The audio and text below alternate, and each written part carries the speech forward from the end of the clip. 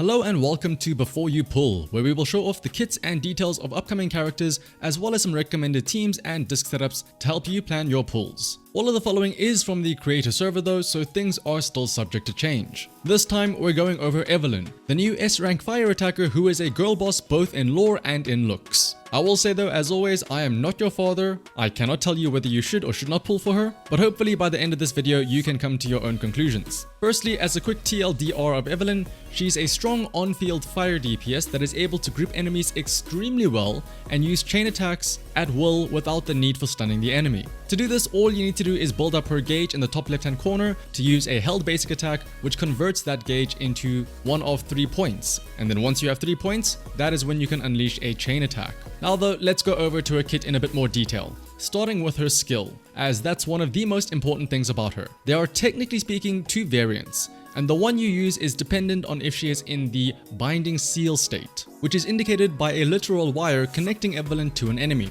If you are not in the binding seal state, then using the skill will simply do a bit of damage and then bind her to a target enemy. If she is in the binding seal state, using her skill will group up all surrounding enemies around the target, and then she snaps her fingers to do damage to all of them, but also she breaks the tether, causing her to exit the binding seal state. Now this seal state that I'm talking about is incredibly important, as it gives her up to 25% crit rate for just being in this mode thanks to her core passive. Now there are 2 things with the second version of the skill that you need to know. Firstly, you can use this skill to dodge incoming attacks. And if you do, you gain 25% more burning embers, which is the gauge in the top left hand corner.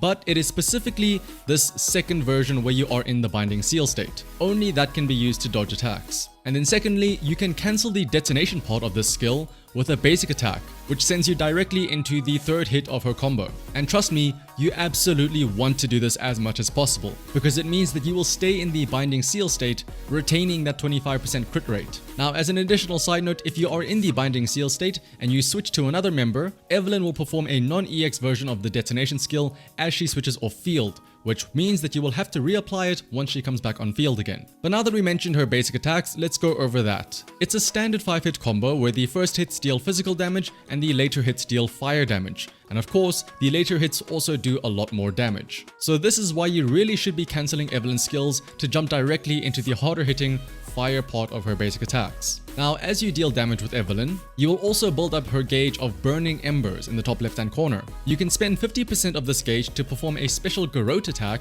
by holding down the attack button, and doing so will give you 1 burning tether point, also indicated in the top left. Once you have 3 points of burning tether, you can then perform the chain attack by holding down the attack button.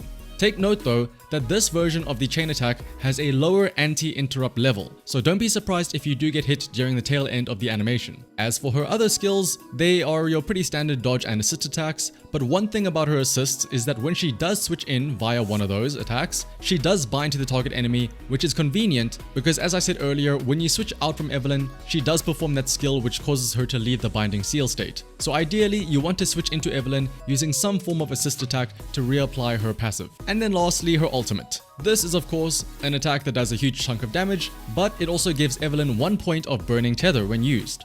But what's more important is that the first time you use her ultimate, she will enter the Dance of Awakened Fire state for the rest of the battle. An easy way to know if you're in this state is that the first time you use her ultimate, she takes her jacket off and that jacket stays off for the rest of the battle. But more importantly though, in this state, she will always retain 1 point of burning tether, which means that you only ever need 2 more each time you want to perform a chain attack, or essentially 1 full gauge of burning embers. So the overall gameplay loop for Evelyn is firstly, to get into the binding seal state as soon as possible, to give her the crit rate and let her use the better version of her skill. Then you attack enemies to build up her gauge, you spend that gauge to convert it into burning tether points, and then once you have 3 points, you use that to trigger a chain attack. If you ever do switch to another agent, ideally you try and switch back to Evelyn using an assist attack to immediately reapply that binding seal state. Speaking of switching Evelyn in and out, let's go over her team compositions. Her team passive simply requires either a stun or a support agent on the team, which is very easy to achieve, and when that requirement is met, her chain attacks and ultimates do 30% more damage. What's more is that if her crit rate is over 80%, the original damage multipliers on her chain attack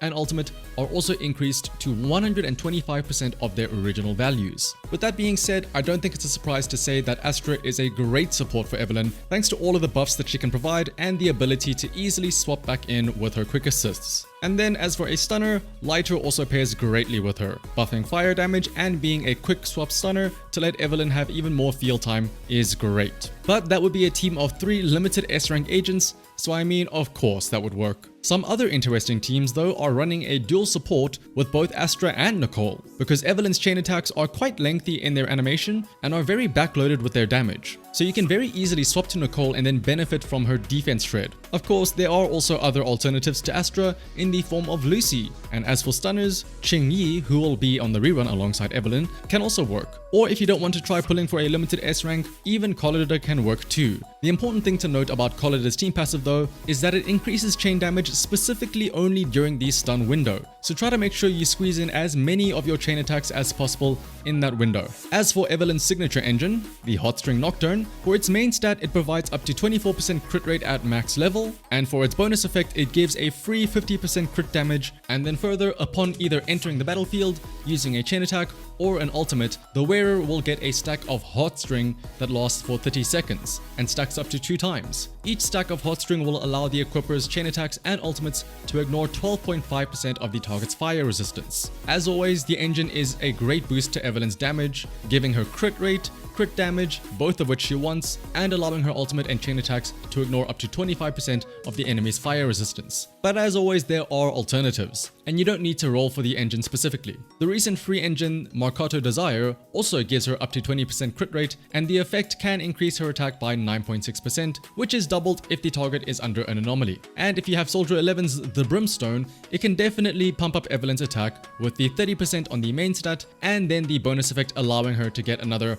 28% attack from her basic attacks. However, you are going to need to find some extra crit rate if you do go for Brimstone in order to still hit that 80% target. Speaking about those extra stats, let's talk about discs. Evelyn is a bit weird in that, as of right now, there aren't really any special sets that have an amazing effect that she can make use of. A 4-piece Woodpecker set can help her get some extra crit rate if you're struggling to reach that 80% threshold, and it also gives her up to 27% extra attack if you do get a crit using a basic attack, dodge counter, and an EX special. And this 27% is on her combat stats, so it takes in any other big attack buffs from supports into consideration before applying the bonus. And then for the last 2-piece set, you can go with either Inferno Metal, Branch and Blade, or one of the 10% attack increase sets. But honestly, another alternative that you can consider, if you do happen to roll good enough substats that you don't need the 8% crit rate from Woodpecker Electro, is a 2-2-2 setup without Woodpecker Electro at all. Because honestly, trying to get that 27% means that you need to crit with a basic attack and a dodge counter and an EX special, which might be a bit hard to maintain perfect uptime on.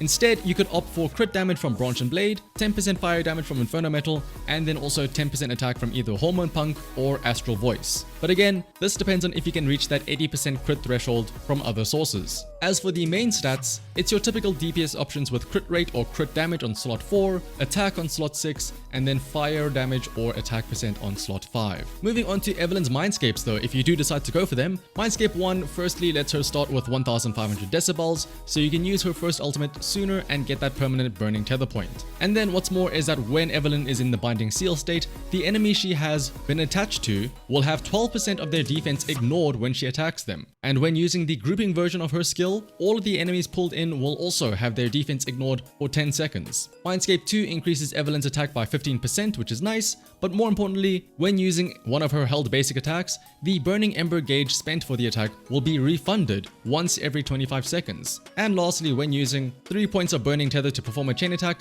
now with this Mindscape, you will finally have the regular anti-interrupt level that you would expect from a regular chain attack. Mindscape 4 provides Evelyn a shield every time she uses a chain attack or an ultimate, which is 10% of her max HP, and while this shield is up, her crit damage will be increased by 40%. Mindscape 6, on top of the shield from the previous Mindscape, now also gives Evelyn a buff for 20 seconds after a chain attack or an ultimate. While she has this buff, when attacking an enemy, she launches an additional attack that deals 375% of her attack as AoE damage. This bonus damage can occur up to 16 times, and if the buff is refreshed, the counter for these damage instances will also be reset. But as for my final thoughts on Evelyn, she's definitely a nice breath of fresh air when it comes to attackers and how she actually plays. Initially in the in-game trials, she felt like just another spam the attack button agent. But after making that realization of being able to cancel her skill into her basic attack, she feels much more fun to play. Trying to maximize the amount of chain attacks you do, dodging the enemy attacks while still dishing out damage, and of course, all of her cool flashy animations. Makes her really fun to play. But again, at the end of the day, it is still up to you to decide if you want to pull for her or not. After all, we do know that the next banner is going to be Silver Soldier Anby in patch 1.6, who is also going to be an attacker. So if you're on the fence about whether or not you should pull for Evelyn or Anby, I would highly recommend just waiting it out and waiting till we see more official details about Anby's kit, and then you can make your decision then. Otherwise though, thank you for watching. If you found this video helpful, liking, commenting, and subscribing is greatly appreciated, and it'll also help keep you notified for when future guides are uploaded. If you are planning on pulling for Evelyn, I wish you the best of luck in your pulls, and so, until next time, bye bye!